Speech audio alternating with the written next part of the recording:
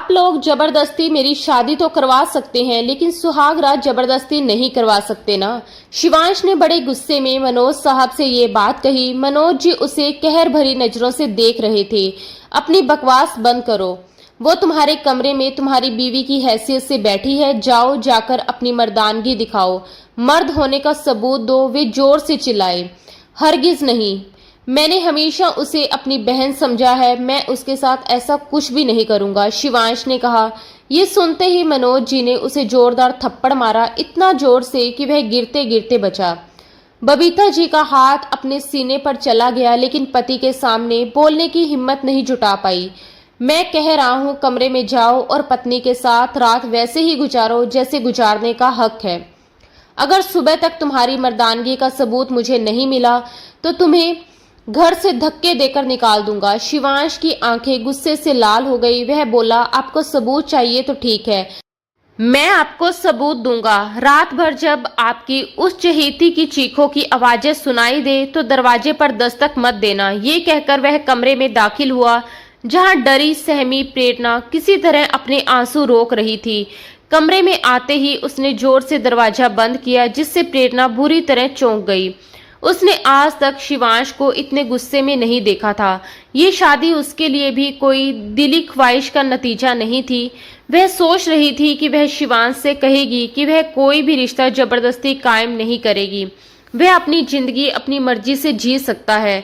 जैसे ही शिवांश उसके पास आया, प्रेरणा बोली, तुम फिक्र मत करो शिवांश, मैं तुम्हारी जिंदगी में कोई मुश्किल पैदा नहीं करूंगी और ना ही तुम्हें किसी रिश्ते के लिए मजबूर करूंगी। लेकिन उसकी बात पूरी होने से पहले ही शिवांश चिल्लाकर बोला, मेरे सामने ज्यादा बोलने की जरूरत नहीं है, मैं सब जानता हूँ। ये सब तुम्हारा ही किया धरा है ना। मेरे बाप के सामने मासूम बनने का ढोंग आज मेरे सामने नहीं चलेगा। तुम्हारी नीयत मुझ पर पहले से ही खराब थी, क्योंकि तुम्हें कम उम्र के लड़कों का शौक है। तुम्हें लगा होगा कि अगर तुम्हारी शादी तुम्हारी उम्र के लड़के से हुई तो वह तुम्हारे अंदर की आग को शांत नहीं कर पाएगा, जो एक कम उम्र और जज्बातों से भरा लड़का कर सकता है। ये सुनकर प्रेरणा के कानों से जैसे धुआं निकलने लगा। वह सोच भी नहीं सकती थी कि शिवांश उसके बारे में ऐसा सोच सकता है। चलो ठीक है, अब उतारो ये सब। आज मैं तुम्हें बताऊंगा कि जब एक 21 साल का लड़का अपने मर्द होने का सबूत देता है तो बिस्तर पर सिर्फ औरत की पवित्रता ही नहीं बल्कि मर्द की मर्दानगी का भी सबूत होता है। सुबह तक अपनी खैर मनाओ। ये कहकर शिवांश ने बिना वक्त गवाए अपनी शर्ट उतारी और फिर, नहीं आंटी जी, आप ये बात बहुत अच्छी तरह जानती है कि शिवांश मुझसे उम्र में छोटा है, इसलिए मैं उससे शादी नहीं कर सकती। मैंने उसे हमेशा अपने छोटे भाई की तरह देखा है, कभी भी उस नज़र से नहीं देखा। और भगवान के लिए मुझ पर यह जबरदस्ती मत कीजिए। जब बबीता जी ने प्रेरणा को मनोज जी के इस फैसले के बारे में बताया तो वह गुस्से से पूरी तरह भर गई। उसका दिल जैसे टूट गया हो। लेकिन बबीता जी उसे समझाने की कोशिश करती रही कि तुम्हारे अंकल ने तुम्हारे लिए बहुत कुछ किया है। उन्होंने तुम्हें इस घर में जगह दी है, तुम्हारी परवरिश की है, इसलिए उनके एहसानों का बदला तुम्हें उनकी बात मानकर देना चाहिए। और वैसे भी इसमें तुम्हारा ही फायदा है, क्योंकि शिवांश मांगलिक है और तुम भी मांगलिक हो, तो इस शादी से दोनों के दोष खत्म हो जाएंगे। हालांकि बबीता जी ये सच्चाई अच्छी तरह जानती थी कि इस रिश्ते के पीछे असली वजह कुछ और ही है, लेकिन फिर भी उन्होंने अपनी नजरें चुराते हुए ये बात कही। ये सब सुनकर प्रेरणा की आंखों में आंसू आ गए और उसने दर्द भरी आवाज में कहा, ये सिर्फ उसके साथ ही नहीं बल्कि शिवांश के साथ भी बहुत बड़ा अन्याय है। वह अभी छोटा है, अभी फर्स्ट ईयर में पढ़ रहा है, मुझे दीदी कहकर बुलाता है, और आप अपने ही बेटे के साथ इतना बड़ा जुल्म कर रही हैं। इस पर बबीता जी ने साफ शब्दों में कह दिया कि अगर तुम्हें कोई बात करनी है तो अपने अंकल से करो, मैं इस मामले में तुम्हारी कोई मदद नहीं कर सकती। प्रेरणा का इस घर से रिश्ता बहुत पुराना था। वह सिर्फ 5 साल की छोटी सी बच्ची थी जब उसे इस घर में लाया गया था, और जब वह 6 साल की हुई तो उसके सामने ही शिवांश का जन्म हुआ था। बचपन से लेकर आज तक उसने ही उसे हर चीज़ सिखाई थी, चलना, बोलना, लिखना, पढ़ना। हर कदम पर वह उसके साथ खड़ी रही थी। आज भी जब कभी पढ़ाई में उसे कोई परेशानी होती तो वह बिना सोचे समझे सीधे प्रेरणा के कमरे में चला जाता किताबें फैलाकर बेड पर बैठ जाता और मासूमियत से कहता, दीदी आपके बिना तो मैं कुछ भी नहीं कर सकता, जल्दी से मुझे पढ़ा दीजिए। इस पर प्रेरणा हल्के गुस्से और प्यार से उसका कान पकड़कर खींचती और कहती, तुम दिन ब दिन बहुत ही आलसी और निकम्मे होते जा रहे हो। क्या पूरी जिंदगी मैं ही तुम्हें पढ़ाती रहूंगी? जरा सोचो, अगर मेरी शादी हो गई तो तुम क्या करोगे? इस पर शिवांश तुरंत अपना कान छुड़ाते हुए मासूमियत से जवाब देता, तो मैं आपके ससुराल आ जाया करूंगा पढ़ने के लिए। क्या आप अपने भाई को अपने घर नहीं आने दोगी? ये सुनकर प्रेरणा मुस्कुराते हुए कहती, नहीं, मैं तो अपने पति के साथ घूमने फिरने जाया करूंगी। मुझे हर वक्त तुम्हारी पढ़ाई थोड़ी करवानी है। तुम किसी अच्छे इंस्टीट्यूट में पढ़ लिया करो। लेकिन शिवांश जिद्दी अंदाज में वही बेड पर टेक लगाकर लेट जाता और कहता कि नहीं, मुझे तो आप ही पढ़ाओगी, क्योंकि जब आप सुनती हैं तभी मुझे तसल्ली मिलती है कि मैंने सब कुछ ठीक से याद कर लिया है। 10वीं के एग्जाम के समय तो उसने प्रेरणा को पूरी रात सोने तक नहीं दिया था।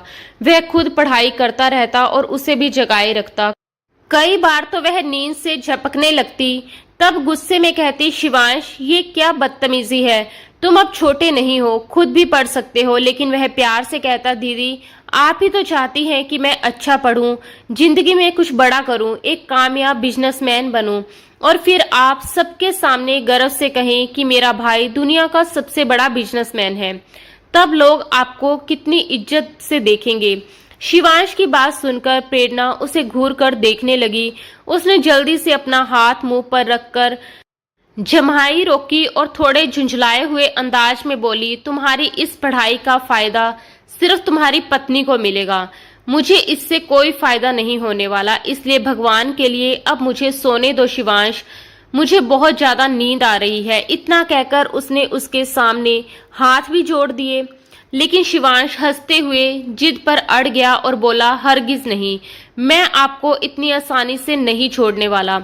और आखिरकार जब वह पेपर देने के लिए चला गया, तब जाकर प्रेरणा ने राहत की सांस ली।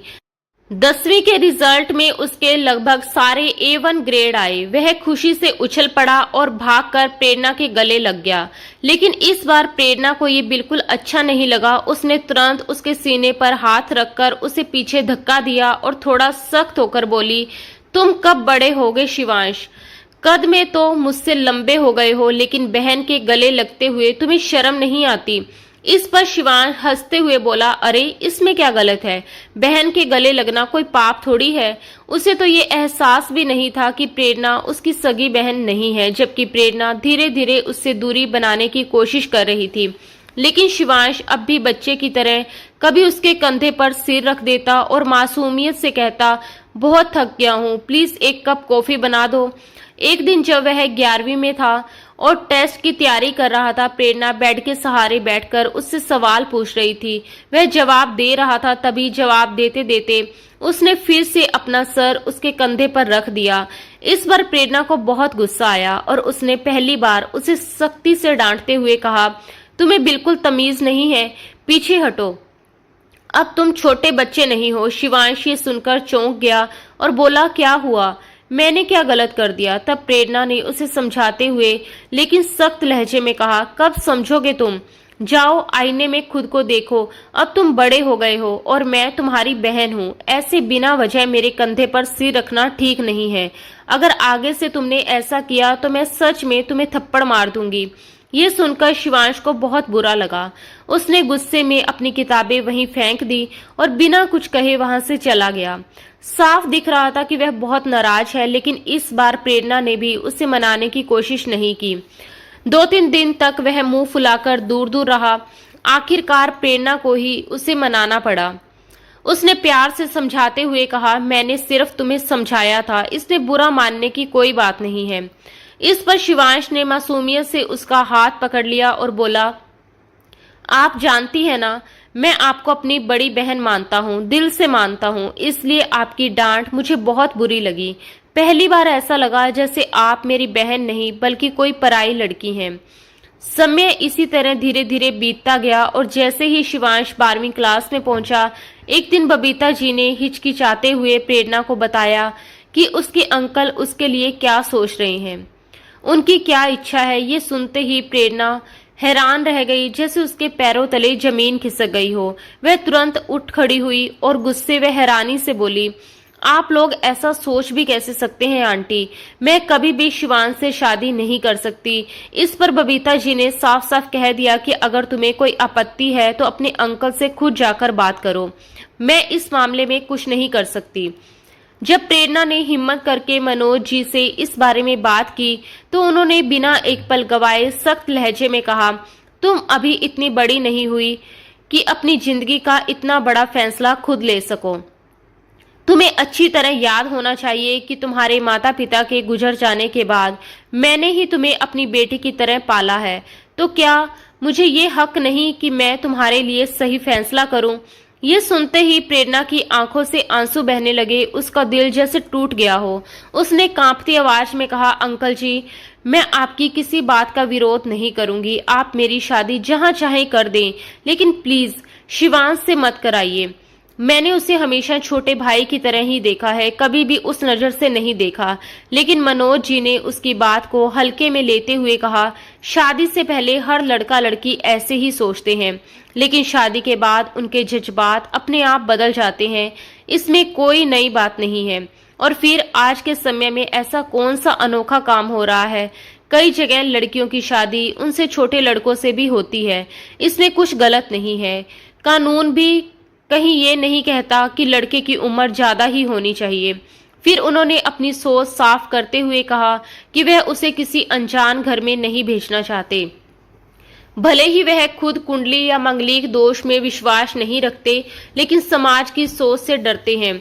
उन्होंने एक घटना का जिक्र किया कि कैसे शर्मा जी की बेटी को मांगलिक कहकर उसके पति की मौत का दोष उसी पर डाल दिया गया और उसके ससुराल वालों ने उसकी जान तक ले ली। ये सब सोचकर वह डर गए हैं। वह समाज को नहीं बदल सकते, लेकिन अपनी बेटी को सुरक्षित जरूर रख सकते हैं। उन्होंने भावुक होकर कहा कि अगर तुम मेरी आंखों के सामने रहोगी तो मुझे सुकून रहेगा, और मैंने तुम्हारे पिता मुकेश से जो वादा किया था उसे भी मैं इसी तरह निभा सकता हूँ कि तुम्हें हमेशा खुश रखूं। इसके बाद उन्होंने शिवांश की बात करते हुए कहा कि वह अब छोटा नहीं रहा, 21 साल का हो चुका है, और मैं चाहता हूं कि वह अपनी आगे की पढ़ाई लंदन जाकर पूरी करे, लेकिन मैं उसे अकेले वहां नहीं भेज सकता। इसलिए चाहता हूं कि वह शादी करके तुम्हें अपने साथ ले जाए, ताकि तुम उसकी जिम्मेदारी भी संभालो और मुझे भी सुकून रहे कि तुम दोनों सुरक्षित हो।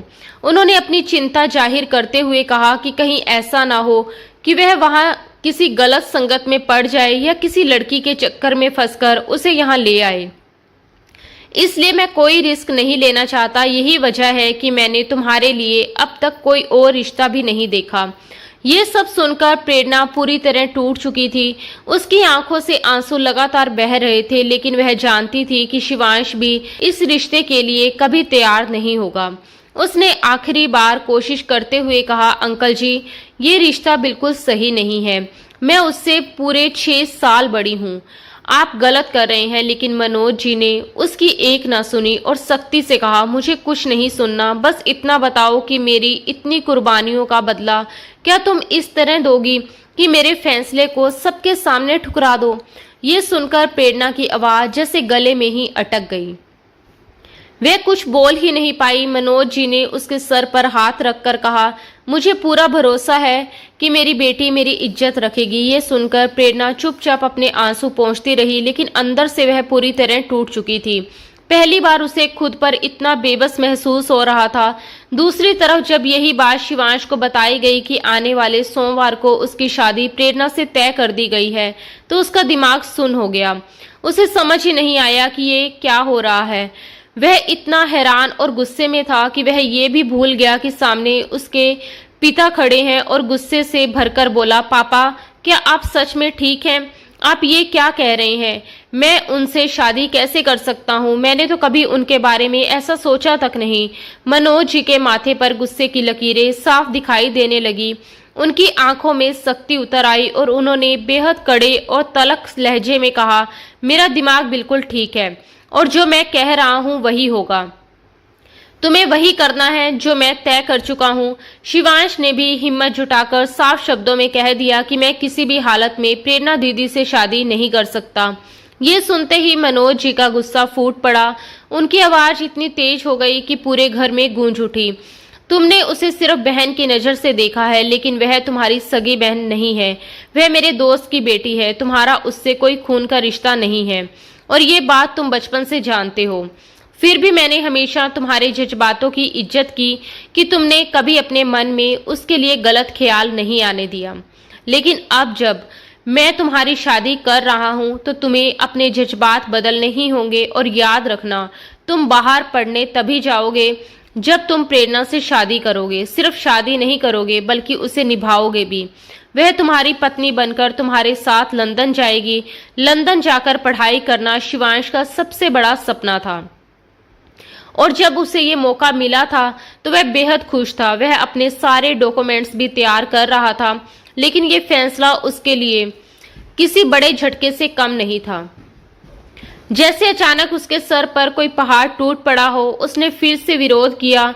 मैं ऐसा नहीं करूंगा। मैं लंदन जरूर जाऊंगा, लेकिन प्रेरणा दीदी से शादी नहीं करूंगा। पापा, आपको आखिर हो क्या गया है? वह मुझसे इतनी बड़ी हैं, आप ऐसा कैसे सोच सकते हैं? लेकिन मनोज जी ने उसकी एक भी बात नहीं सुनी और साफ साफ धमकी दे दी, अगर तुमने मेरी बात नहीं मानी तो मैं तुम्हें इस घर से बेदखल कर दूंगा। शिवांश उस समय इतना सक्षम नहीं था कि अपने दम पर खड़ा हो सके। अभी उसने सिर्फ स्कूल पास किया था, ना उसके पास कोई नौकरी थी और ना ही कोई सहारा। इसलिए मजबूरी में उसे इस शादी के लिए हाँ कहनी पड़ी। वह मन ही मन सोच रहा था कि ठीक है, शादी तो कर लेगा, लेकिन कभी प्रेरणा को अपनी पत्नी का दर्जा नहीं देगा। दोनों अलग अलग कमरों में रहेंगे और बस नाम की शादी होगी। लेकिन उसके पैरों तले जमीन तब खिसक गई जब मनोज जी ने साफ कह दिया, सिर्फ शादी करना ही काफी नहीं है, उसे निभाना भी पड़ेगा। प्रेरणा अब तुम्हारे कमरे में है, तुम्हारी पत्नी बनकर तुम्हारा इंतजार कर रही है। जाओ और अपनी शादीशुदा जिंदगी की शुरुआत करो। यह सुनकर शिवांश के अंदर गुस्सा उबाल मारने लगा। उसे ये बात खाए जा रही थी कि आखिर प्रेरणा इस शादी के लिए मान कैसे गई। उसने विरोध क्यों नहीं किया? अगर वह मना कर देती तो शायद ये शादी कभी नहीं होती। लेकिन उसे ये नहीं पता था कि प्रेरणा अपने ऊपर किए गए एहसानों के बोझ तले दब चुकी थी और इसी वजह से वह कुछ बोल नहीं पाई। गुस्से और गलतफहमी में डूबा हुआ शिवांश जब कमरे में दाखिल हुआ तो उसका चेहरा गुस्से से लाल था। उसकी आंखों में नफरत साफ झलक रही थी। वह बेकाबू होकर बोला, मैंने कहा था ना, आज तुम्हें सब समझा दूंगा। आज पता चलेगा कि जब 21 साल का लड़का अपनी मर्दानगी साबित करता है तो सिर्फ औरत की पवित्रता ही नहीं बल्कि मर्द की ताकत भी परखी जाती है। सुबह तक अपनी खैर मनाओ, ये कहकर उसने बिना एक पल गवाए अपनी शर्ट उतार दी। ये सब देखकर प्रेरणा के होश उड़ गए। वह डर और गुस्से से कांपते हुए चिल्लाई, ये क्या बदतमीजी है शिवांश, तुम मुझसे इस तरह बात कैसे कर सकते हो? लेकिन शिवांश भी उसी तेवर में चिल्लाया, जैसे मुझे सिखाया गया है वैसे ही बात कर रहा हूँ।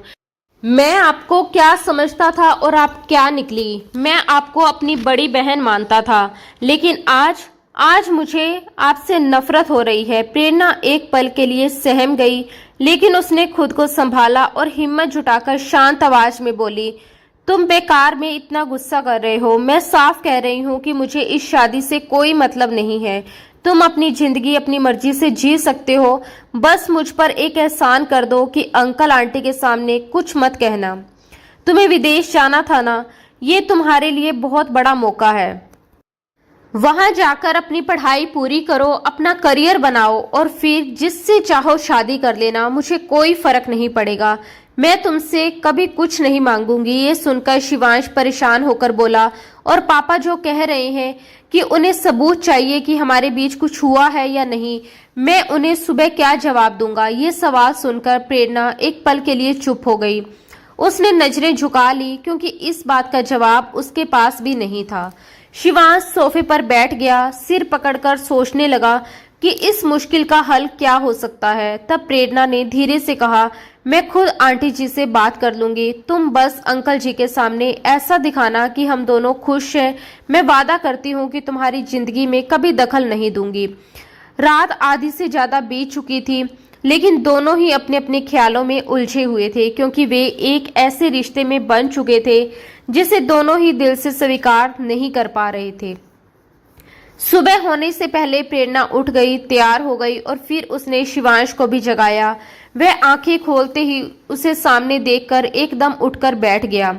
उसके कहने पर ही वह नहा धोकर तैयार हुआ। दोनों के चेहरे पर एक बनावटी मुस्कान थी जो उनकी सच्चाई छुपा रही थी। जब वे कमरे से बाहर आए तो मनोज जी और बबीता जी नाश्ते पर उनका इंतजार कर रहे थे। शिवांश पहले ही अपने पिता से कह चुका था कि वह उनका फैसला मान चुका है और प्रेरणा ने भी चेहरे पर हल्की सी शर्मीली मुस्कान लाने की कोशिश की। दोनों को गौर से देखने के बाद मनोज जी और बबीता जी संतुष्ट हो गए और आराम से नाश्ता करने लगे। कुछ दिन ऐसे ही गुजर गए और फिर दोनों लंदन चले गए, जहां पहुंचकर शिवांश खुद को आजाद महसूस करने लगा। उसने यूनिवर्सिटी में दाखिला लिया और पढ़ाई शुरू कर दी।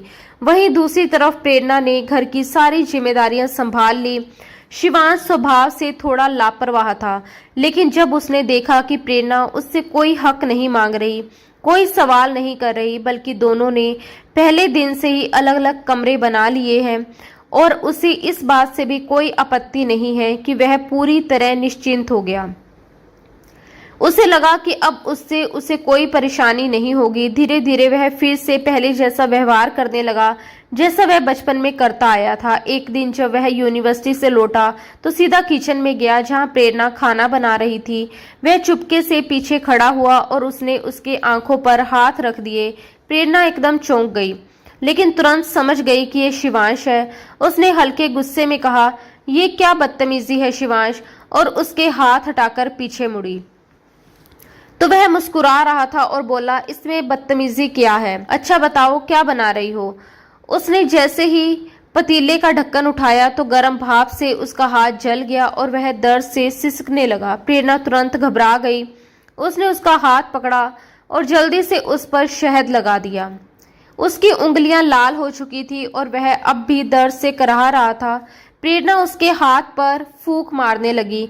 वह अभी अभी नहाकर आई थी और उसके बाल ढीले बंधे थे जो अचानक खुलकर उसके कंधों पर बिखर गए। सिर का दुपट्टा भी सरक गया और पहली बार शिवांश की नजर उसके लंबे घने बालों और चेहरे की खूबसूरती पर ठहर गई। वह कुछ पलों के लिए उसे देखता ही रह गया, जैसे सब कुछ भूल गया हो। उसका गोरा चेहरा, बड़ी बड़ी आंखें और रेशमी बाल उसे अजीब सी खामोशी में ले गए। उसने आज से पहले कभी उसे इस नज़र से नहीं देखा था, लेकिन आज उसके दिल के एहसास जाने क्यों बदलने लगे थे। फिर जैसे ही उसने प्रेरणा के चेहरे पर चिंता देखी, उसे खुद पर अजीब सा एहसास हुआ। उसने तुरंत खुद को संभाल लिया, जल्दी से अपना हाथ उसके हाथ से छुड़ाया और थोड़े सख्त अंदाज में बोला, इतना भी दर्द नहीं हो रहा जितनी आप फिक्र कर रही हैं। ये कहकर वह अपने कमरे में चला गया। अब उसे खुद ही अफसोस हो रहा था कि उसने प्रेरणा को इस तरह क्यों देखा। उसने खुद को समझाया और पढ़ाई करने बैठ गया, लेकिन आज उसका मन पढ़ाई में बिल्कुल नहीं लग पा रहा था। यहाँ तक कि खाना खाते समय भी उसकी नजरें बार बार अनजाने में प्रेरणा की तरफ उठ जाती थी।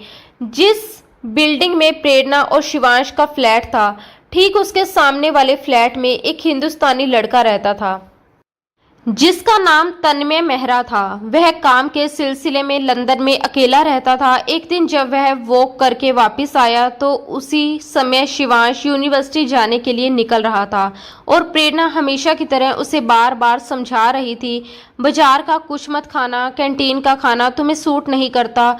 मैं तुम्हारे लिए घर पर सब बना देती हूँ, इसलिए वापस आकर ही खाना। और हाँ, अपना टेस्ट अच्छे से याद किया ना, तुम्हें पता है सेमेस्टर के एग्जाम कितने करीब हैं। तन्मय ने पहली बार ध्यान से प्रेरणा को देखा। उसकी सादगी और चिंता भरा अंदाज उसे तुरंत अच्छा लगा, और जिस तरह शिवांश उसे आप कहकर बात कर रहा था और उम्र में भी छोटा लग रहा था, उसने तुरंत अंदाजा लगा लिया कि दोनों भाई बहन हैं। शिवांश हल्के से मुस्कुराकर बोला, आप मेरी इतनी फिक्र क्यों करती हैं? मैं बच्चा नहीं हूँ, मेरी सारी तैयारी मैंने कर ली है और मुझे पता है पेपर करीब है। आप बस दरवाजा ठीक से लॉक कर लेना। इतना कहकर वह चला गया। जैसे ही प्रेरणा दरवाजा बंद करने लगी, तन्मय ने सामने से हल्की मुस्कान के साथ हाथ हिलाकर उसे हेलो कहा। प्रेरणा थोड़ी झिझकी लेकिन रुक गई। तन्मय ने आगे बढ़कर कहा, मैं सामने वाले फ्लैट में रहता हूँ। आप दोनों की हिंदी सुनकर बहुत अच्छा लगा जैसे आप अपने लोग मिल गए हो। परदेश में अपने देश का कोई मिल जाए तो दिल को सुकून मिलता है। अगर आपको किसी भी चीज़ की ज़रूरत हो तो बेझिझक बता दीजिएगा। प्रेरणा ने बस हल्की सी मुस्कान के साथ जवाब दिया, जी जरूर, धन्यवाद, और इतना कहकर दरवाज़ा बंद कर लिया। प्रेरणा को कुकिंग का बहुत शौक था, इसलिए उसने सोचा कि एक दिन पड़ोस में खाना बनाकर भेज दूंगी। उसे ये नहीं पता था कि तन्मय अकेला रहता है। उसने सोचा शायद उसकी पत्नी और परिवार भी हो। अगर किसी हिंदुस्तानी औरत से दोस्ती हो जाए तो उसका भी मन लग जाएगा। एक दिन उसने शिवांश की पसंद की वेज बिरयानी और साथ में मैंगो जेली बनाई थी। खाना खाकर शिवांश ये कहकर निकल गया कि उसे यूनिवर्सिटी के दोस्तों के साथ कंबाइंड स्टडी करनी है। वह रात को देर से आएगा, इसलिए उसका इंतजार ना किया जाए। उसके जाने के बाद घर एकदम सूना लगने लगा, क्योंकि प्रेरणा का दिन तो बस उसी के आसपास घूमता था। उसके बिना उसे अकेलापन और घबराहट महसूस होने लगती थी। शाम को चाय बनाते समय उसे एहसास हुआ कि बिरयानी ज़्यादा बन गई है, तो उसने सोचा क्यों ना पड़ोसी को दे दी जाए। उसने एक प्लेट में बिरयानी निकाली और हिम्मत करके सामने वाले फ्लैट की डोरबेल बजा दी। अंदर से आवाज आई, कौन है? प्रेरणा ने धीमे से कहा, मैं आपकी पड़ोसी हूँ। दरवाजा खुला तो सामने तन्मय खड़ा था। वह अभी अभी ऑफिस से लौटकर फ्रेश हुआ था और किचन में खाना बनाने ही जा रहा था। अचानक प्रेरणा को देखकर उसके चेहरे पर हल्की सी मुस्कान आ गई और उसने कहा, अरे आइए, अंदर आइए। प्रेरणा थोड़ा झिझकते हुए अंदर आई, लेकिन जैसे ही उसने देखा कि घर में कोई और नहीं है, खासकर कोई औरत नहीं, तो वह दरवाजे के पास ही रुक गई। तन्मय ने मुस्कुराते हुए कहा, अरे वहां क्यों खड़ी हैं? अंदर आइए ना, चाय पीजिए। ये सुनकर प्रेरणा के मन में जो सवाल आया वह सीधे उसके होठों पर आ गया। क्या आपके घर में कोई और नहीं है? आप यहाँ अकेले रहते हैं? तन्मय हल्की मुस्कान के साथ बोला, वह यहाँ बिल्कुल अकेला रहता है और उसकी फैमिली हिंदुस्तान के दिल्ली शहर में रहती है। ये सुनकर प्रेरणा थोड़ी असहज हो गई और बोली कि उसे लगा कि वह शादीशुदा होगा और उसकी पत्नी और परिवार उसके साथ ही रहते होंगे। उसने हल्की मुस्कान के साथ बिरयानी का डिब्बा तन्मय की ओर बढ़ाते हुए कहा कि उसने सोचा था कि अगर उसकी वाइफ होती तो उससे दोस्ती कर लेती और उसका भी समय अच्छे से गुजर जाता। तन्मय ने हंसते हुए जवाब दिया कि वह अभी तक शादीशुदा नहीं है, क्योंकि ज्यादातर हिंदुस्तानी लड़कों की तरह उसका भी यही सपना है कि पहले अपना करियर बना ले, अच्छा खासा बैंक बैलेंस जमा कर ले और फिर शादी के बारे में सोचे। उसकी बातों से साफ लग रहा था कि वह काफी मिलनसार और बातूनी स्वभाव का इंसान है। जैसे ही उसकी नजर बिरयानी पर पड़ी, वह खुश होकर बोला, ये उसकी सबसे पसंदीदा डिश है। उसने बताया कि वह पिछले 2 साल से नौकरी कर रहा है और इस दौरान उसे घर के खाने, खासकर हिंदुस्तानी खाने की बहुत याद आती है। उसने खुशी जाहिर करते हुए कहा कि वह आज ही सोच रहा था कि काश उसे बिरयानी बनानी आती तो वह खुद बनाकर खा लेता, लेकिन आज उसकी ये इच्छा पूरी हो गई। उसने प्रेरणा का दिल से धन्यवाद किया और कहा कि आज उसका बिल्कुल भी खाना बनाने का मन नहीं था। ऐसे में ये बिरयानी उसके लिए किसी तोहफे से कम नहीं है। प्रेरणा ने हैरानी से पूछा कि क्या वह सारा खाना खुद ही बनाता है? इस पर तन्मय ने मुस्कुराते हुए कहा कि यहाँ बाहर रहकर इंसान को अपने सारे काम खुद ही करने पड़ते हैं। इतना कहकर प्रेरणा वहां से लौटने लगी और बोली कि अब वह चलती है, वह खाना खाने के बाद प्लेट वापस कर दे। तभी तन्मय ने कैजुअली पूछा कि क्या वह यहाँ अकेली रहती है, जबकि वह जानता था कि शिवांश उसके साथ रहता है। प्रेरणा ने सिर हिलाते हुए कहा कि वह अकेली नहीं है, शिवांश भी उसके साथ रहता है। तन्मय तुरंत बोला कि वही लड़का जो यूनिवर्सिटी जाता है। प्रेरणा ने हाँ में जवाब देते हुए बताया कि वह आज अपने दोस्तों के साथ ग्रुप स्टडी के लिए गया हुआ है। उसने हल्के अंदाज में कहा कि वह बोर हो रही थी, इसलिए सोचा कि अगर उसकी पत्नी होती तो उससे थोड़ी बातचीत कर लेती। तन्मय ने मुस्कुराते हुए कहा कि बातें तो वह उससे भी कर सकती है और अगर वह चाहे तो वह बहुत अच्छी चाय बनाता है, दोनों साथ बैठकर चाय पी सकते हैं। लेकिन प्रेरणा को ये बात थोड़ी अजीब लगी और उसने तुरंत मना कर दिया। उसने कहा कि ऐसा कुछ खास नहीं है, उसे वैसे भी किताबें पढ़ने का बहुत शौक है, वह अपना समय किताबों के साथ बिता लेगी। ये सुनते ही तन्मय उत्साहित हो गया और बोला कि उसे भी किताबें पढ़ने का बहुत शौक है। उसने पूछा कि उसे किस तरह की किताबें पसंद है, क्योंकि उसके पास अलग अलग तरह की बहुत सारी किताबें हैं। उसने गर्व से बताया कि उसने अपने घर में एक छोटी सी लाइब्रेरी भी बना रखी है। ये सुनते ही प्रेरणा की आंखों में चमक आ गई। उसे किताबों से बेहद प्यार था, इसलिए उसे यकीन ही नहीं हुआ कि सामने वाले के पास इतनी अच्छी लाइब्रेरी हो सकती है। तन्मय ने बिरयानी की प्लेट टेबल पर रखी और उसे अपने साथ आने के लिए कहा। जैसे ही उसने कमरे का दरवाजा खोला, अंदर का नजारा सच में एक छोटी लाइब्रेरी जैसा था। चारों तरफ अलमारियां बनी हुई थी, जिनमें तरह तरह की किताबें करीने से सजी थी। एक कोने में एक आरामदायक रॉकिंग चेयर भी रखी थी, जहां बैठकर वह अक्सर किताबें पढ़ता था। यह सब देखकर प्रेरणा काफी प्रभावित हुई। वहीं से दोनों की बातचीत का सिलसिला धीरे धीरे आगे बढ़ने लगा। दूसरी तरफ यूनिवर्सिटी में शिवांश की क्लासमेट दीक्षा, जो एक अच्छे हिंदुस्तानी परिवार से थी, उसकी तरफ आकर्षित होने लगी थी। वह कभी नोट्स के बहाने तो कभी किसी टॉपिक को समझने के बहाने उसके पास आने की कोशिश करती थी, लेकिन शिवांश उससे सिर्फ औपचारिक बातचीत ही करता था। दरअसल उसका ध्यान अब धीरे धीरे प्रेरणा की तरफ खींचने लगा था। उसे उसके साथ समय बिताना अच्छा लगता था। वह अक्सर अपनी पसंद का खाना उससे बनवाता और कोशिश करता कि ज़्यादा से ज़्यादा वक्त उसके साथ गुजारे। उसे उसके आसपास रहना, उसकी बातें सुनना, उसकी हंसी देखना बहुत पसंद था। जब भी प्रेरणा हंसती और उसके गालों में प्यारे डिंपल पड़ते तो शिवांश के दिल में एक अनजाना सा एहसास जाग उठता। उसका मन करता कि वह उन डिंपल को छूकर महसूस करे, लेकिन वह खुद को रोक लेता था, क्योंकि उसे पता था कि ऐसी हरकत करने पर प्रेरणा उसे डांट देगी, जैसा कि वह पहले भी कई बार कर चुकी थी। उस दिन भी जब शिवांश यूनिवर्सिटी से घर लौटा तो खाना पहले से ही तैयार था। नहाने और खाना खाने के बाद उसने देखा कि प्रेरणा सोफे पर बैठी तन्मय से लाई हुई किताब पढ़ने में पूरी तरह खोई हुई है। वह इतनी मगन थी कि उसे ये भी एहसास नहीं हुआ कि शिवांश कमरे में आ चुका है।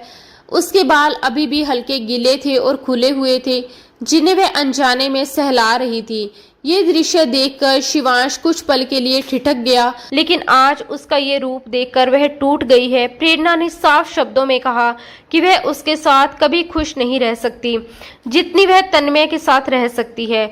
उसने कहा कि ये सब सिर्फ जज्बातों का उफान है, जिसमें बहकर वह अंधा हो गया है। उसने शिवांश को समझाते हुए कहा कि दीक्षा उससे सच्चा प्यार करती है और वह उसे खुश रख सकती है। उसने हाथ जोड़कर उससे विनती की कि वह उसे इस अनचाहे रिश्ते से आज़ाद कर दे और भावनाओं में बहकर कोई गलत फैसला ना करे। वह सिसक सिसक कर रो रही थी और बार बार यही कह रही थी कि वह उसे कभी वह खुशी नहीं दे पाएगी जिसकी उसे तलाश है। कुछ देर बाद दरवाजे पर फिर दस्तक हुई। इस बार तन्मय था। दरवाजा प्रेरणा ने खोला। उसे इस हालत में देखकर तन्मय घबरा गया। उसके बिखरे बाल, आंसुओं से भीगा चेहरा, सब कुछ देखकर उसका दिल बैठ गया। उसने घबराकर पूछा कि उसे क्या हुआ है। जैसे ही उसने उसके आंसू पोंछने के लिए हाथ बढ़ाया, शिवांश तेजी से आगे आया और उसका हाथ झटक दिया। उसकी आवाज में गुस्सा और अधिकार दोनों झलक रहे थे। उसने सख्ती से कहा कि वह उसकी पत्नी को हाथ ना लगाए। तन्मय ये देखकर थोड़ा पीछे हट गया, लेकिन उसने खुद को संभालते हुए शांत स्वर में बात शुरू की। उसने कहा कि वह जानता है कि ये रिश्ता प्रेरणा की मर्जी से नहीं हुआ था। कल तक खुद शिवांश भी इसके लिए राजी नहीं था। शिवांश ने बीच में ही उसे काटते हुए कहा कि वह कल की बात थी, अब वह इस रिश्ते को स्वीकार कर चुका है और उसे यहाँ से चले जाना चाहिए। तन्मय ने हल्की मुस्कान के साथ लेकिन गहरी बात कहते हुए कहा कि अगर वह ये सोच रहा है कि जबरदस्ती उसे अपनाकर वह उसे खुश रख पाएगा तो वह गलत है। उसने कहा कि वह उसके साथ कभी खुश नहीं रह पाएगी और धीरे धीरे उसकी बेरुखी उनके रिश्ते को तोड़ देगी। उसने आगे कहा कि तब तक बहुत देर हो चुकी होगी और पूरी जिंदगी उसे पछताना पड़ेगा। उसने जज्बातों में आकर अपनी और उसकी दोनों की जिंदगी बर्बाद कर दी। तन्मय ने एक और सच्चाई सामने रखी। उसने कहा कि उसके पिता ने ये सब कुछ सिर्फ जायदाद के लिए किया था, ताकि जो संपत्ति प्रेरणा के नाम है वह कहीं और न चली जाए। ये बात खुद प्रेरणा ने अपने कानों से सुनी थी। उसने कहा कि प्रेरणा ने ये बात उसे इसलिए नहीं बताई क्योंकि वह नहीं चाहती थी कि वह अपने पिता के बारे में गलत सोचे। तन्मय ने आखिरी बार कहा कि वह सिर्फ उससे उतना ही कह सकता है कि वह अपने पिता के बनाए रास्ते पर आंख मूंद कर ना चले। वह एक पढ़ा लिखा और समझदार इंसान है, इसलिए उसे सही फैसला लेना चाहिए। उसने शांत लेकिन गहरी आवाज में कहा कि जबरदस्ती किसी को बांधकर रिश्ते नहीं निभाए जा सकते। इतना कहकर तन्मय वहां से चला गया। तन्मय के जाने के बाद शिवांश जैसे टूट सा गया था। वह सिर पकड़कर सोफे पर बैठ गया। उसके मन में तूफान चल रहा था। वह समझ रहा था कि तन्मय गलत नहीं कह रहा। सच तो ये था कि कुछ समय पहले तक वह खुद भी इस रिश्ते को स्वीकार नहीं कर पा रहा था। शायद ये सिर्फ एक जज्बाती बहाव था, कच्ची उम्र का असर। उसने अचानक उसका दिल प्रेरणा की तरफ मोड़ दिया था। उसने सोचा अगर आज वह जिद में आकर फैसला ले लेता तो शायद आने वाले समय में उसे पछताना पड़ता। ना वह खुद खुश रह पाता और ना ही प्रेरणा को खुश रख पाता। अभी तो प्रेरणा जवान है, खूबसूरत है और उसे सच्चे दिल से चाहने वाला इंसान उसके सामने खड़ा है। फिर वह क्यों उसकी खुशियों के बीच दीवार बन रहा है। दूसरी तरफ प्रेरणा अपने कमरे में जाकर फूट फूट कर रोने लगी। उसने दरवाजा अंदर से बंद कर लिया। उसे समझ नहीं आ रहा था कि उसकी जिंदगी अब किस मोड़ पर जा रही है। उसे याद आया कि उसने पहले ही अपने अंकल से कह दिया था कि वे सारी जायदाद अपने नाम कर ले, लेकिन उसकी शादी शिवांश से ना करे। मगर उनके अंकल अपनी असलियत सबके सामने नहीं लाना चाहते थे, इसलिए उन्होंने जबरदस्ती ये रिश्ता करवा दिया। प्रेरणा को हमेशा लगा था कि कम से कम शिवांश उसका साथ देगा, लेकिन अब वह भी अपने पिता के रास्ते पर चलता हुआ नजर आ रहा था। थोड़ी देर बाद उसे फ्लैट का दरवाजा खुलने और बंद होने की आवाज सुनाई दी। वह बाहर आई, लेकिन शिवांश वहां नहीं था। रात के 10 बज चुके थे। उसे समझ नहीं आया कि वह कहाँ चला गया। वह पूरी रात उसका इंतजार करती रही, लेकिन वह वापस नहीं लौटा। अगला दिन भी गुजर गया और फिर रात हो गई, लेकिन शिवांश का कोई पता नहीं था। पूरी रात जागते जागते सुबह के समय कहीं जाकर उसकी आंख लगी थी। जब वह उठी तो सुबह के 11 बज रहे थे। वह घबराकर बाहर आई और सामने का नज़ारा देखकर ठहर गई। शिवांश सोफे पर बैठा था। प्रेरणा को देखते ही शिवांश ने शांत लेकिन थके हुए स्वर में कहा कि उसने फैसला कर लिया है। उसने एक फाइल उसकी तरफ बढ़ाते हुए कहा कि ये उसकी आज़ादी है। प्रेरणा ने कांपते हाथों से कागज लिए। ये तलाक के पेपर्स थे। शिवांश ने बताया कि उसने अपनी मर्जी से ये सारे कागज तैयार करवाए हैं, यानी वह पूरी रात और अगला दिन सिर्फ इसी काम में लगा रहा था। प्रेरणा की आंखें भर आई। उसने बिना कुछ कहे उन कागजों पर साइन कर दिए। शिवांश बिना कुछ बोले वहां से चला गया। जाते जाते उसने बस इतना कहा कि वह कुछ समय हॉस्टल में रहेगा और खुद को संभालने की कोशिश करेगा। समय बीतता गया। शिवांश ने हॉस्टल में रहते हुए दीक्षा को सब कुछ सच सच बता दिया। दीक्षा जो पहले ही उससे प्यार करने लगी थी, ये सुनकर भावुक हो गई। उसकी आंखों में खुशी और दर्द दोनों थे। वह चुपचाप उसके गले लग गई। शिवांश ने उसे संभालते हुए साफ कहा कि उसे नहीं पता कि शादी के बाद वह उससे प्यार कर पाएगा या नहीं, लेकिन वह उसके साथ कभी अन्याय नहीं करेगा। वह पूरी कोशिश करेगा कि एक दिन उसके दिल में सिर्फ उसी के लिए जगह बने। कुछ समय बाद हालात धीरे धीरे बदल गए। 3 महीने के अंदर तन्मय और प्रेरणा ने शादी कर ली। दूसरी तरफ शिवांश ने भी दीक्षा से शादी कर ली। तन्मय के साथ अपनी नई जिंदगी की शुरुआत करते हुए प्रेरणा को एक सुकून मिला। उसे लगा कि अब वह एक ऐसे इंसान के साथ है जो उसे समझता है, दिल से चाहता है। वहीं शिवांश और दीक्षा की शादी की शुरुआत थोड़ी अलग थी। शिवांश ने उससे साफ कहा कि वह उसके साथ कोई जल्दबाजी नहीं करेगा। जब तक उसके दिल में उसके लिए सच्ची जगह नहीं बन जाती, वह कोई रिश्ता मजबूरी में नहीं निभाएगा। दीक्षा ने उसकी बात को समझा। वह कपड़े बदलकर चुपचाप सो गई थी। शिवांश सोफे पर सो गया। शुरुआत में शिवांश का व्यवहार दीक्षा के साथ बिल्कुल सहज नहीं था। वह छोटी छोटी बातों पर गुस्सा हो जाता और अक्सर उसकी तुलना प्रेरणा से करता। कभी कहता कि उसके हाथ के खाने में वो स्वाद नहीं है, कभी उसकी बातों, हंसी और यहाँ तक कि उसके बालों तक की तुलना प्रेरणा से कर देता। ये बातें दीक्षा के दिल को अंदर तक चुभती थी, लेकिन वह चुपचाप सब सह रही। वह जानती थी कि प्यार उसने किया था, शिवांश ने नहीं, इसलिए वह उसे दोष नहीं दे सकती थी। उसने ठान लिया था कि वह अपने प्यार को साबित करेगी। धीरे धीरे उसने खुद को बदलना शुरू किया। उसने वही खाना बनाना सीखा जो शिवांश को पसंद था, उसका ख्याल रखना सीखा, उसके स्वभाव को समझना सीखा। उसने खुद को पूरी तरह उसके रंग में ढाल लिया। समय के साथ दीक्षा का धैर्य, उसका त्याग और सच्चा प्यार शिवांश के दिल पर असर डालने लगा। उसके अंदर धीरे धीरे नरमी आने लगी। एक रात जब शिवांश काफी देर तक घर नहीं लौटा तो दीक्षा बेहद परेशान हो गई। जब वह रात के 3 बजे घर आया तो दीक्षा खुद को रोक नहीं पाई और दौड़कर उसके सीने से लगकर रो पड़ी। उस पल में उसकी सच्ची चिंता और प्यार साफ झलक रहा था। शिवांश ने उसे संभाला और उसे चुप करवाया। उसी पल उसे पहली बार एहसास हुआ कि दीक्षा उसके लिए क्या मायने रखती है। उसके अंदर कुछ बदलने लगा। उसने पहली बार दिल से उसे अपनाने की कोशिश की। उसने उससे कहा था कि वह उसी दिन उसके करीब आएगा जब उसे लगेगा कि उसके दिल में उसके लिए सच्ची भावनाएं जन्म ले चुकी हैं। और आज वो दिन आ गया। दीक्षा के लिए ये पल बहुत खास था। उसकी आंखों में खुशी के आंसू आ गए। वह जानती थी कि शिवांश की पहली मोहब्बत कोई और थी और शायद वो कभी उसे उसी गहराई से प्यार ना कर पाए, लेकिन उसके लिए इतना ही काफी था कि उसने उसे अपने दिल में जगह देना शुरू कर दिया था। समय बीतता गया।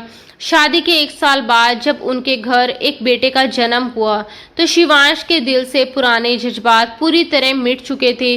अब उसके दिल में सिर्फ दीक्षा और उसका बच्चा बसते थे। दूसरी तरफ प्रेरणा भी अपनी जिंदगी में आगे बढ़ चुकी थी।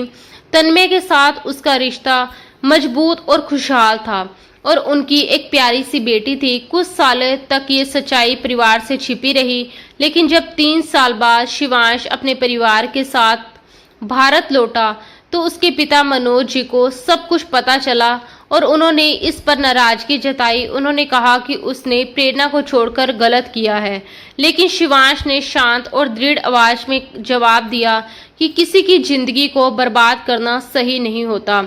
उसने कहा कि प्रेरणा का भी उतना ही हक था खुश रहने का जितना किसी और का। शुरू में मनोज जी नाराज रहे, लेकिन जब उन्होंने अपने पोते को देखा तो उनका दिल भी पिघल गया और धीरे धीरे सब कुछ सामान्य हो गया। आखिरकार दोनों अपनी अपनी जिंदगी में खुश थे। प्रेरणा अपने परिवार के साथ और शिवांश अपने परिवार के साथ। तो दोस्तों, आज की हमारी कहानी आपको कैसी लगी कमेंट बॉक्स में जरूर बताना। पसंद आई हो तो प्लीज लाइक करना। ऐसी और प्यारी प्यारी और रोमांटिक सी कहानियों के लिए हमारे चैनल के साथ जुड़े रहें। उसकी नजरें बस उसी पर टिक गई। वह धीरे से उसके पास आकर बैठ गया, लेकिन जैसे ही प्रेरणा को एहसास हुआ वह चौंक गई। उसने घबराते हुए पूछा कि वह कब आया। इस पर शिवांश ने मजाकिया अंदाज में कहा कि उसे आए तो पूरे 21 साल हो गए हैं। ये सुनकर प्रेरणा के चेहरे पर भी मुस्कान आ गई और उसने उसके सर पर हल्की सी चपत लगाते हुए कहा कि वह अभी की बात कर रही है। उनके बीच का ये अपनापन साफ झलक रहा था, जैसे वह उसे एक छोटे बच्चे की तरह ट्रीट करती हो। फिर वह उठकर किचन की ओर जाने लगी, लेकिन तभी शिवांश भी खड़ा हो गया। प्रेरणा जल्दी जल्दी अपने बाल समेटकर जूड़ा बनाने लगी। तभी शिवांश ने उसका हाथ पकड़ लिया और धीरे से कहा कि वह अपने बाल खुले ही रहने दे। उसमें वह बहुत खूबसूरत लगती है। उसकी आंखों में एक अलग सी चमक थी जो सीधे प्रेरणा के दिल तक उतर गई। ये सुनकर प्रेरणा एक पल के लिए असहज हो गई, क्योंकि उसने पहली बार शिवांश को इस तरह उसे देखते हुए महसूस किया था। अपनी कलाई शिवांश के हाथ में महसूस करते ही प्रेरणा एक पल के लिए घबरा गई। उसने जल्दी से अपना हाथ पीछे खींच लिया और थोड़ा असहज होकर बोली कि उसने अपने बाल बांधने हैं। इतना कहकर उसने जल्दी जल्दी जूड़ा बनाया और किचन की ओर चली गई। वहां जाकर उसने खाना गर्म किया और चुपचाप टेबल पर रख दिया। शिवांश भी उसके पीछे पीछे आ गया और सामान्य बातों में उलझाने की कोशिश करने लगा, जैसे कुछ हुआ ही ना हो। इसी बीच अचानक शिवांश के मोबाइल की घंटी बज उठी। स्क्रीन पर दीक्षा का नाम देखते ही उसके चेहरे का रंग बदल गया और माथे पर हल्की सी शिकन आ गई। उसने थोड़े झुंझलाए हुए अंदाज में कहा, उसे समझ नहीं आता ये लड़की उसके पीछे क्यों पड़ी रहती है। प्रेरणा ने उत्सुकता से आगे बढ़कर उसका फोन उठाया और हल्की मुस्कान के साथ पूछने लगी कि आखिर ये है कौन। शिवांश ने थोड़ा बेमन से जवाब दिया कि वह उसकी क्लास में पढ़ती है, कभी नोट्स चाहिए होते हैं तो कभी कोई लेक्चर समझना होता है। उसने हंसते हुए कहा कि वह उसे ऐसे समझती है जैसे वह उसका टीचर हो। ये थोड़ा चिढ़कर बोला कि वह बहुत ज्यादा बोलती है और इतना परेशान करती है कि उससे बात करने का मन ही नहीं करता। शिवांश दीक्षा की बातें बताता रहा और प्रेरणा बड़े ध्यान से उसकी हर बात सुनती रही। फिर उसने हल्के और सहज अंदाज में कहा कि अगर लड़की अच्छी है, देखने में भी ठीक है, तो उससे दोस्ती करने में क्या बुराई है। ये सुनते ही शिवांश को जैसे बुरा लग गया। उसने तुरंत प्रतिक्रिया देते हुए कहा कि वह ऐसी बातें क्यों कर रही है। उसे नहीं पता कि वह लड़की कितनी ज्यादा बोलती है और उसे बिल्कुल पसंद नहीं है। प्रेरणा को उसकी बात पर थोड़ी हैरानी हुई। उसने समझाते हुए कहा कि अगर लड़की अच्छी है, पढ़ाई में ठीक है और सबसे बड़ी बात वो भी हिंदुस्तानी है, तो दोस्ती करने में कोई दिक्कत नहीं होनी चाहिए। उसने समझाया कि वह उसकी मदद करेगा और वो भी जरूरत पड़ने पर उसकी मदद कर देगी। तभी दोबारा दीक्षा का फोन आने लगा। प्रेरणा ने मुस्कुराते हुए फोन उसकी तरफ बढ़ाया और कहा कि वह बात कर ले। शिवांश ने गहरी सांस ली, जैसे मजबूरी में फोन उठा रहा हो, और थोड़ा खींचे हुए लहजे में बोला, अब उसे किस चीज के नोट्स चाहिए। बात करते करते वह अपने कमरे में चला गया। कुछ देर बाद जब वह बाहर आया तो उसके चेहरे पर झुंझलाहट साफ दिखाई दे रही थी। उसने आते ही कहा कि उसे पहले से ही पता था कि उस लड़की की नज़र सिर्फ उसके नोट्स और किताबों पर है। अब वह उसे अपने घर बुला रही है ताकि वह जाकर उसे नोट्स दे सके, लेकिन वह कहीं नहीं जाने वाला। प्रेरणा ने उसे समझाते हुए कहा कि शायद उसे सच में जरूरत हो, इसलिए उसे चले जाना चाहिए। उसने थोड़े आग्रह भरे अंदाज में कहा कि उसके कहने पर ही सही वह जाकर उसकी मदद कर दे। आखिरकार प्रेरणा की बात मानकर शिवांश ने अनमने मन से अपने नोट्स उठाए और वहां से चला गया। शिवांश के जाने के कुछ ही देर बाद दरवाजे पर दस्तक हुई। प्रेरणा ने दरवाजा खोला तो सामने तन्मय खड़ा था, हाथ में एक प्लेट लिए हुए। उसने मुस्कुराते हुए कहा कि वह उसकी तरह तो अच्छा खाना नहीं बनाता, लेकिन ठीक ठाक बना लेता है। उसने बताया कि उसने पास्ता बनाया है और सोचा कि अकेले खाने से अच्छा है वह उसके साथ बैठकर खा ले और थोड़ी बातचीत भी हो जाएगी। उसने झिझकते हुए पूछा कि कहीं उसे बुरा तो नहीं लगेगा। प्रेरणा ने विनम्रता से उसे अंदर आने के लिए कहा और उसके हाथ से प्लेट लेकर टेबल पर रख दी। फिर उसने चाय भी बना ली और दोनों साथ बैठकर बातें करने लगे। तन्मय की बातें उसे दिलचस्प लगती थी क्योंकि दोनों के शौक काफी हद तक एक जैसे थे, खासकर किताबों को लेकर। धीरे धीरे उनकी मुलाकातें बढ़ने लगी। जब भी शिवांश पढ़ाई के लिए अपने दोस्तों के पास जाता, तन्मय किसी न किसी बहाने उससे मिलने आ जाता या फिर उसे अपने घर बुला लेता। उनकी बातें इतनी मिलती जुलती थी कि समय कब बीत जाता पता ही नहीं चलता। धीरे धीरे दोनों के बीच एक अलग तरह की नजदीकी बनने लगी, जिसका एहसास उन्हें खुद भी नहीं हुआ।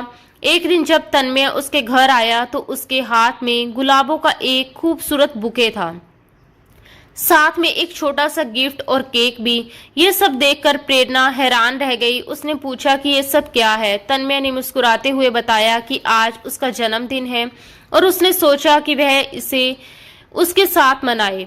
उसने गिफ्ट का पैकेट उसके हाथ में थमा दिया। प्रेरणा अभी भी हैरानी से उसे देख रही थी। तन्मय आराम से अंदर आया, टेबल पर केक रखा, फूल सजाए और शॉपर बैग से चिप्स और बाकी चीजें निकालकर सलीके से टेबल पर सजाने लगा। वह किचन से प्लेट लाया और सब कुछ बड़े आराम से सेट कर दिया। प्रेरणा अब भी दरवाजे के पास खड़ी उसे देख रही थी। तन्मय ने हल्के से कहा कि वह वहां क्यों खड़ी है। उसके पास आए। उसके बोलने का अंदाज थोड़ा बदला हुआ था। पहली बार उसने उसे आप की जगह तुम कहा था। उसका व्यवहार ऐसा लग रहा था जैसे दोनों के बीच बहुत गहरी दोस्ती हो। अब तक उनकी बातें सिर्फ किताबों तक सीमित थी, लेकिन आज उसका इस तरह केक और गिफ्ट लेकर आना प्रेरणा को थोड़ा अजीब लग रहा था। वो धीरे धीरे कदम बढ़ाते हुए टेबल के पास आई। तन्मय ने मुस्कुराते हुए कहा, जब वह केक काटेगा तो वह उसे हैप्पी बर्थडे कहे और फिर उसे गिफ्ट दे। उसकी ये बात सुनकर प्रेरणा हंस पड़ी और बोली, ये तो वह खुद लेकर आया है, फिर वह उसे कैसे दे सकती है। तन्मय ने मजाकिया अंदाज में कहा कि तुम्हें मेरा ख्याल ही नहीं रहता, इसलिए मुझे अपना गिफ्ट खुद ही खरीदना पड़ा। ये सुनकर प्रेरणा थोड़ी झेंप गई और बोली कि उसे नहीं पता था कि आज उसका जन्मदिन है, वरना वह जरूर उसके लिए कुछ लेकर आती। तन्मय ने हल्की नाराजगी और उदासी भरे अंदाज में कहा कि वह पिछले 3 दिनों से इशारों इशारों में उसे बता रहा था कि 3 दिन बाद उसका जन्मदिन है, लेकिन शायद उसने ध्यान ही नहीं दिया। फिर उसने थोड़ा ठहर कर कहा कि शायद वह उसके लिए इतना खास नहीं है जितनी वह उसके लिए हो चुकी है, इसलिए ही वह अपना जन्मदिन उसके साथ मनाने चला आया। उसके बोलने का तरीका कुछ अलग ही इशारा कर रहा था, जिसे सुनकर प्रेरणा के मन में हल्की बेचैनी सी होने लगी। तन्मय ने केक काटा और अपने हाथ से एक टुकड़ा उसकी तरफ बढ़ाया। प्रेरणा चाहकर भी मना नहीं कर पाई और उसने चुपचाप केक खा लिया। थोड़ी देर तक दोनों के बीच हल्की फुल्की बातें होती रही। फिर प्रेरणा उठी और किचन में जाकर चाय बनाकर ले आई। उसने कप टेबल पर रखा और दोनों चुपचाप चाय पीने लगे। चाय का आखिरी घूंट लेते ही तन्मय ने गंभीर होते हुए कहा कि उसे उससे एक जरूरी बात करनी है। प्रेरणा ने हमेशा की तरह शांत और संभले हुए अंदाज में कहा कि वह बताए क्या कहना चाहता है। तन्मय ने उसकी आंखों में देखते हुए धीरे से कहा कि वह उसे बहुत पसंद करता है, बल्कि अब तो वह उसे चाहने भी लगा है। ये सुनते ही प्रेरणा जैसे एक पल के लिए ठहर गई। उसके हाथ रुक गए और उसने कप टेबल पर रख दिया। वह उसकी तरफ सीधे देखने की हिम्मत तक नहीं कर पाई। नजरें चुराने लगी, क्योंकि कहीं ना कहीं उसके दिल में भी तन्मय के लिए एक नरम कोना बनने लगा था। तन्मय ने बिना रुके आगे कहा कि क्या वह उसके परिवार से बात कर सकता है, क्योंकि वह उससे शादी करना चाहता है। ये सुनकर प्रेरणा के अंदर जैसे हलचल मच गई। अगर हालात कुछ और होते तो शायद वह मना नहीं करती, क्योंकि तन्मय में वह हर खूबी थी जो वह अपने जीवन साथी में चाहती थी। लेकिन अगले ही पल वह अचानक खड़ी हो गई और खुद को संभालते हुए साफ शब्दों में बोली कि वह उससे शादी नहीं कर सकती और बेहतर होगा कि वह यहाँ से चला जाए और आगे कभी उससे मिलने की कोशिश भी ना करे। ये सुनकर तन्मय के चेहरे का रंग उड़ गया। उसने उसकी आंखों में अपने लिए जो भावना देखी थी, उसके बाद उसे इस तरह के इनकार की बिल्कुल भी उम्मीद नहीं थी। वो भी खड़ा हो गया और उसके सामने आकर रुक गया। उसकी आवाज में दर्द साफ झलक रहा था जब उसने पूछा कि आखिर उसमें क्या कमी है। प्रेरणा उससे नजरें मिलाने से बचती रही और धीरे से बोली कि उसमें कोई कमी नहीं है, लेकिन इसके बावजूद वह उससे शादी नहीं कर सकती। तन्मय ने बेचैनी से पूछा कि आखिर क्यों, जब वह उससे इतना प्यार करता है और उसे खुश रखने का वादा करता है। उसकी आंखों में आंसू चमकने लगे थे। प्रेरणा खुद भी अपनी आंखों की नमी छुपाने की कोशिश कर रही थी। उसने टूटती हुई आवाज में कहा कि वह क्यों नहीं समझ रहा, वह उससे शादी नहीं कर सकती।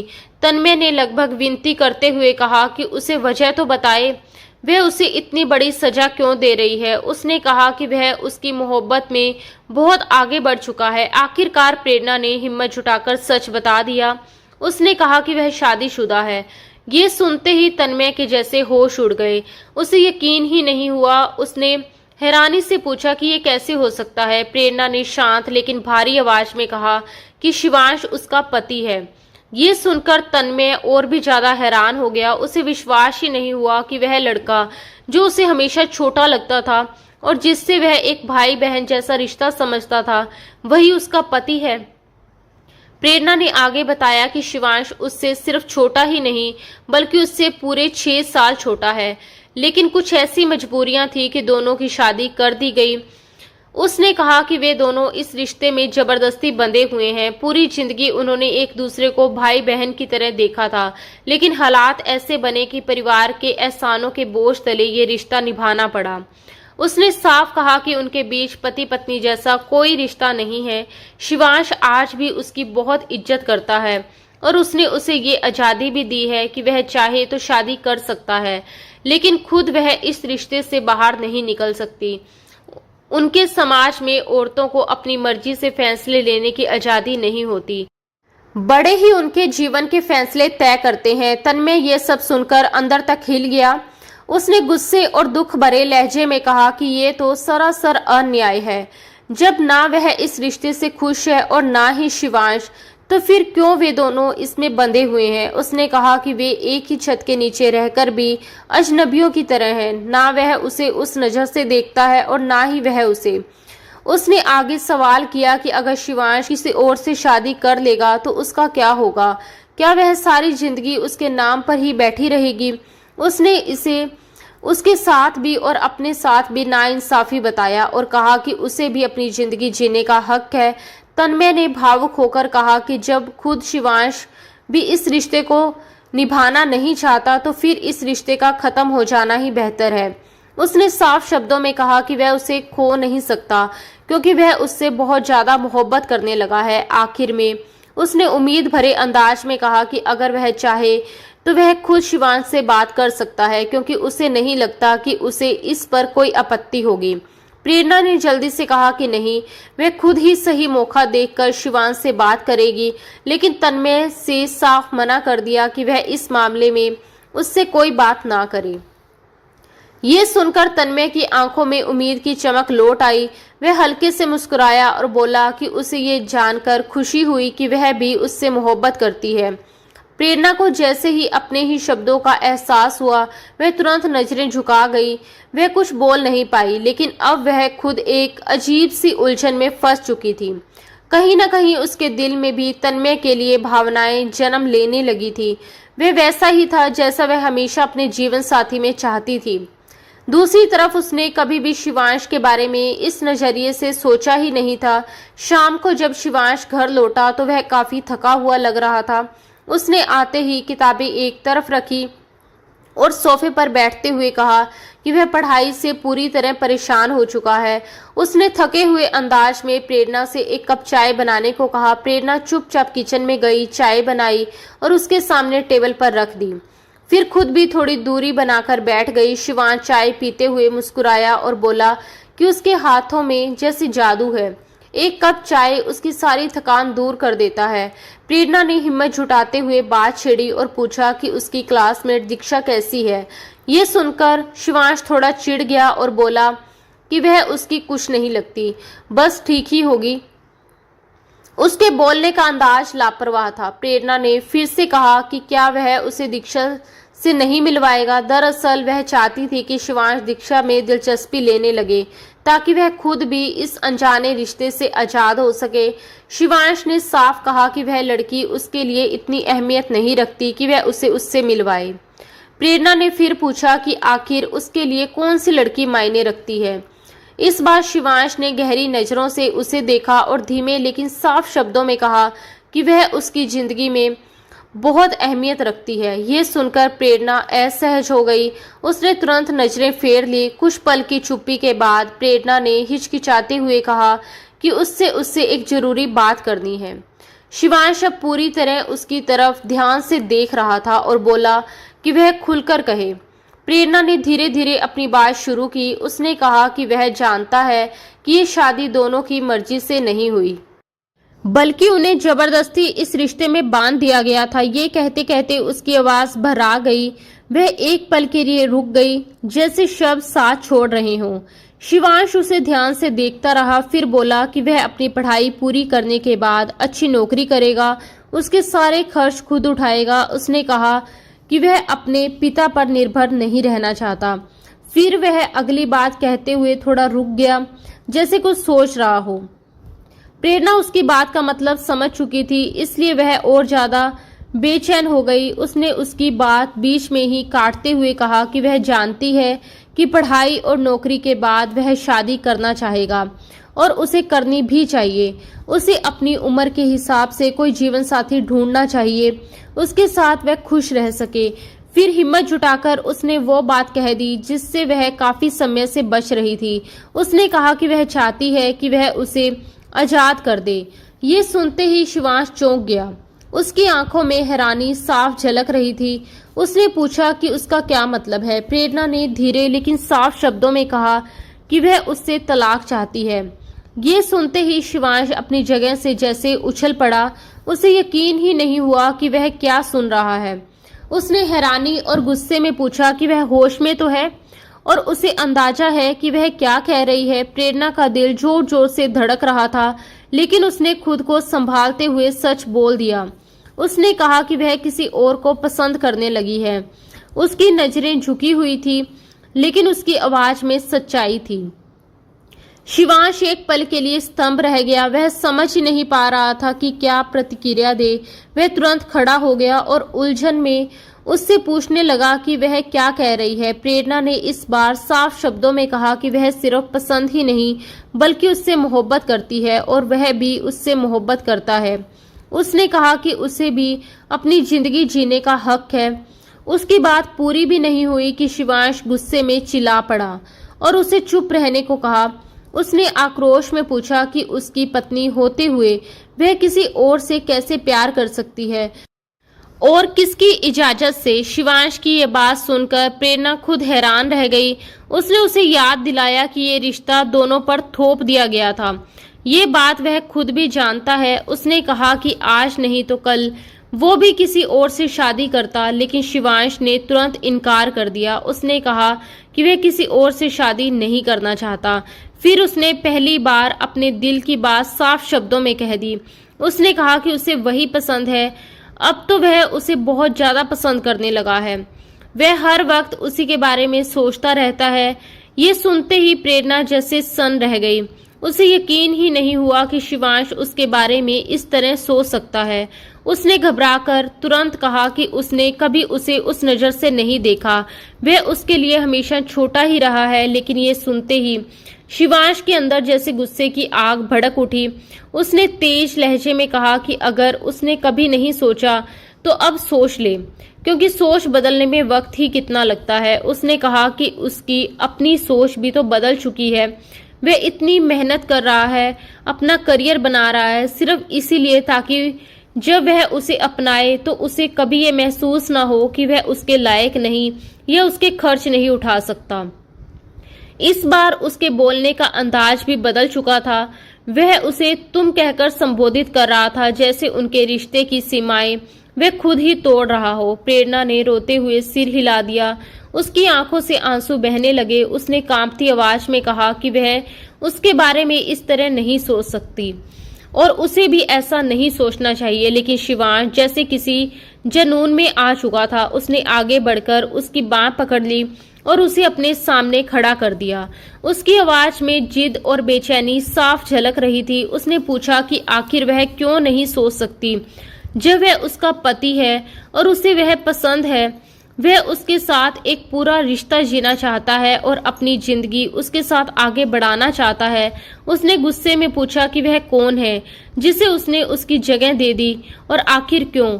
प्रेरणा ने अपनी बांह छुड़ाने की कोशिश करते हुए कहा कि वह उसका हाथ छोड़े। उसने साफ कहा कि वह कभी भी उसके बारे में इस तरह नहीं सोच सकती, चाहे वह कोई भी हो, लेकिन वह शिवांश नहीं हो सकता। ये सुनते ही शिवांश का गुस्सा और भड़क गया। उसने तमतमाते हुए कहा कि क्या उसे लगता है कि वह उसकी इच्छाएं पूरी नहीं कर सकता या उसे खुश नहीं रख सकता। प्रेरणा ने खुद को छुड़ाते हुए कड़वी सच्चाई कह दी। उसने कहा कि हाँ, वह ऐसा नहीं कर सकता क्योंकि वह उससे बहुत छोटा है और जो वह अपने जीवन साथी में चाहती है वह उसमें नहीं है। वह ऐसे इंसान चाहती है जो उसे समझ सके। वह कभी ऐसा नहीं बन सकता। शिवांश ने उसकी बात को पूरी तरह नकार दिया। उसने दृढ़ता से कहा कि उसे कुछ और नहीं जानना। उसके लिए सिर्फ इतना काफी है कि वह उसकी पत्नी है और उसे वह पसंद है। यही उसके लिए सबसे बड़ी वजह है। वह उसे कभी नहीं छोड़ेगा। उसने साफ शब्दों में इनकार कर दिया। वह उसे तलाक नहीं देगा। अब प्रेरणा का गुस्सा भी बढ़ने लगा था। उसने कभी सोचा भी नहीं था कि शिवांश उसके बारे में इस तरह सोचने लगेगा। उसने गुस्से में कहा कि उसे तलाक चाहिए, वह उसके साथ नहीं रहना चाहती। इतना कहकर वह अपने कमरे में चली गई। शिवांश गुस्से से तिलमिला उठा। उसने जोर से कहा कि वह कौन है जिसने उनकी प्रेरणा को उससे छीनने की कोशिश की है। वह उसे जान से मार देगा। उसकी आवाज इतनी तेज थी कि कमरे में बैठी प्रेरणा डर से सहर उठी। अगली सुबह शिवांश बिना नाश्ता किए ही यूनिवर्सिटी चला गया, लेकिन उसका मन पढ़ाई में बिल्कुल नहीं लग रहा था। कुछ क्लास लेने के बाद ही वह वापस घर लौट आया। जैसे ही वह घर में दाखिल हुआ, उसने देखा कि प्रेरणा फोन पर तन्मय से बात कर रही है और उसकी आंखों से आंसू बह रहे हैं। वह कह रही थी कि उसे पता ही नहीं था कि शिवांश उसके बारे में इस तरह सोचने लगा है। वह हमेशा उसे छोटा भाई ही समझती रही। उसने ये भी कहा कि पहले तो उसे इस शादी से खुद भी ऐतराज था, लेकिन अब अचानक वह क्यों बदल गया, ये उसे समझ ही नहीं आ रहा। इतने में ही शिवांश ने गुस्से में आकर उसका फोन छीन लिया। प्रेरणा बुरी तरह घबरा गई, क्योंकि इस समय तक वह कभी इतनी जल्दी घर नहीं आता था। शिवांश ने फोन कान से लगाया। उधर से तन्मय की आवाज आ रही थी। वह कह रहा था कि प्रेरणा उसे समझाए, क्योंकि वह उससे बहुत मोहब्बत करता है और वह भी उसे चाहती है। फिर शिवांश उसके बीच क्यों दीवार बन रहा है। ये सुनते ही शिवांश आपे से बाहर हो गया। उसने गुस्से में चिल्लाकर कहा कि उसकी हिम्मत कैसे हुई उसकी पत्नी के बारे में इस तरह बात करने की। उसने धमकी दे दी कि अगर उसने दोबारा प्रेरणा का नाम लिया तो वह उसे जान से मार देगा। इतना कहकर उसने फोन काट दिया। प्रेरणा ने गुस्से में कहा कि ये कैसी बदतमीजी है और उससे अपना फोन वापस मांगा, लेकिन शिवांश ने फोन जमीन पर पटक कर तोड़ दिया। प्रेरणा डर से कांप उठी। शिवांश ने गुस्से और पागलपन भरे अंदाज में कहा कि वह उसकी पत्नी है और वह उसे किसी और के साथ बर्दाश्त नहीं कर सकता। उसने फिर से वही सवाल दोहराया कि क्या उसे लगता है कि वह उसकी इच्छाएं पूरी नहीं कर सकता, सिर्फ इसलिए क्योंकि वह उससे छोटा है। उसकी आंखों में अब एक अजीब सी चमक थी, जैसे वह खुद को साबित करने की ठान चुका हो।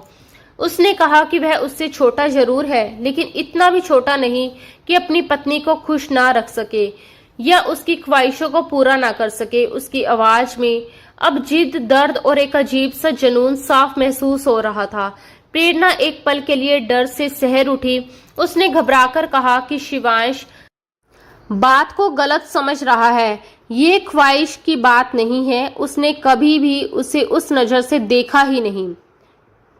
लेकिन शिवांश के कदम लगातार उसकी तरफ बढ़ते जा रहे थे। उसके चेहरे पर एक अजीब सा जुनून साफ दिखाई दे रहा था। वह उसके बिल्कुल करीब आकर ठहर गया और गहरी आवाज में बोला, अब वह सिर्फ उसी के बारे में सोचेगी, उसी को देखेगी, क्योंकि वह आज अपने प्यार की छाप उसके जीवन पर छोड़ देगा। प्रेरणा घबराकर पीछे हटती गई और दीवार से जा लगी। उसने डरते हुए उसे रोकने की कोशिश की, लेकिन शिवांश जैसे कुछ सुनने को तैयार ही नहीं था। वह इसके बेहद करीब आ चुका था। उसके सामने प्रेरणा बेहद नाजुक और असहाय लग रही थी। शिवांश ने उसके बालों की क्लिप निकाल दी, जिससे उसके लंबे बाल खुलकर कंधों पर बिखर गए। फिर उसने उसे अपनी बाहों में खींच लिया। प्रेरणा उसके सीने से छूटने की कोशिश करती रही, लेकिन वह उसे मजबूती से थामे हुए था। वह बेबस होकर उसे समझाने की कोशिश कर रही थी वह उसे छोड़े, लेकिन शिवांश जैसे उसके जज्बातों में पूरी तरह बह चुका था। वह उसके बालों को छूते हुए बुदबुदाया कि उसके ये बाल उसे पागल कर देते हैं। ये सब सुनकर प्रेरणा के अंदर गुस्सा और डर दोनों बढ़ने लगे। उसने उसे झटकते हुए कहा कि वह उसे छोड़े। और क्या उसे शर्म नहीं आती? शिवांश ने बिना रुके कहा कि उसे कोई शर्म नहीं आती, क्योंकि वह उसका पति है और वह उसकी पत्नी है। उसने गुस्से में कहा कि उसके अलावा किसी और के बारे में सोचने की हिम्मत कैसे की। उसका व्यवहार अब और ज्यादा उग्र होता जा रहा था। वह उसके बेहद करीब झुक गया। प्रेरणा डर और बेबसी में उसे रोकने की कोशिश करती रही। उसकी आंखों से आंसू बहने लगे। तभी अचानक दरवाजे की घंटी बज उठी। प्रेरणा ने राहत की सांस ली और मौका पाकर शिवांश को खुद से दूर धकेला। वह जल्दी से कमरे से बाहर निकल गई और दरवाजे की ओर बढ़ी। दरवाजा खोलते ही सामने एक करीब 18 साल की लड़की खड़ी थी। प्रेरणा पहले से ही घबराई हुई थी, इसलिए उसने थोड़ा संभलते हुए पूछा कि वह कौन है। लड़की ने झिझकते हुए कहा कि वह शिवांश से मिलने आई है, उसे उससे कुछ काम था। प्रेरणा ने उसे अंदर आने दिया। इतने में शिवांश भी कमरे से बाहर आ गया। सामने दीक्षा को देखकर उसके चेहरे पर फिर से गुस्सा उभर आया। दीक्षा ने हल्के से अभिवादन किया, लेकिन शिवांश ने उसकी तरफ देखना भी जरूरी नहीं समझा।